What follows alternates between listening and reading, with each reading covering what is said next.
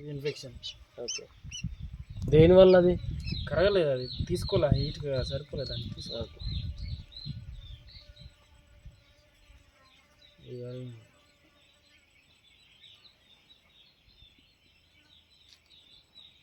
Almost all heat వల్లనేనా లేకపోతే వీక్లు కూడా ఉన్నాయా దాంట్లో? కొన్ని వీక్లు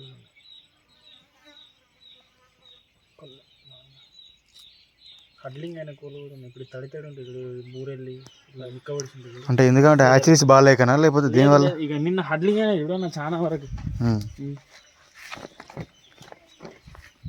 మంచిగా ఫ్రెష్ ఉన్నది. ఒకసారి చూడు, దాని ప్రాబ్లం ఏంటి చూడు.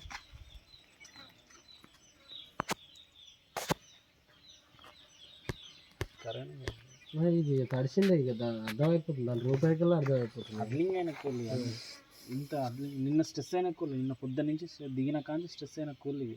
హడ్లింగ్ టెంపరేచర్ లేదు, హడ్లింగ్.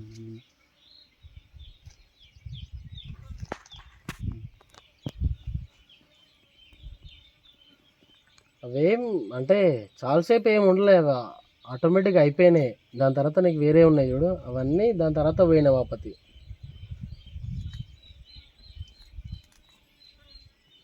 అంటే ఇల్లున్న వీక్ల పరిస్థితి ఏంటంటే వీక్ల పరిస్థితి ఇల్లున్న వీక్లు ఉంటాయి కదా కొన్ని. ఇగో అంత మించి ఎక్కువ 25-30 అవ్వచ్చు, కానీ నిన్న హడ్లింగ్ ఎక్కువైనాయి. నేనే 12-1 గంటల దాకా ఉన్నాడు హడ్లింగ్ అని. నువ్వు కూడా చూసుకున్నావు, వీడియోలు కూడా తీసినావు నువ్వు కూడా. హడ్లింగ్ అవుతా అంటే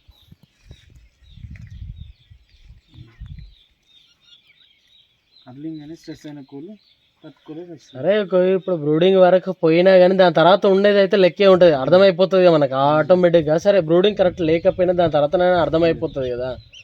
ఇంకా